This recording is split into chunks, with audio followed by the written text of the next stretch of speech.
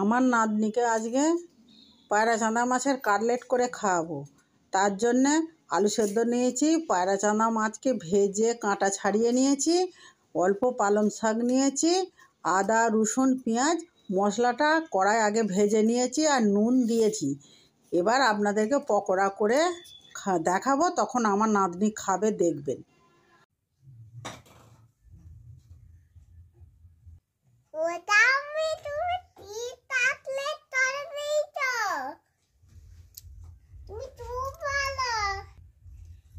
সোনা, তুমি খেয়ে দেখো, কি সুন্দর খেতে।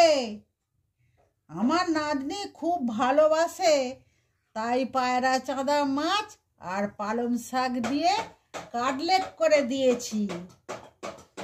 আপনারাও আপনাদের বাচ্চাদের এইভাবে করে দেবেন, দেখবেন খুব ভালো লাগবে। কেমন খেতে হয়েছে?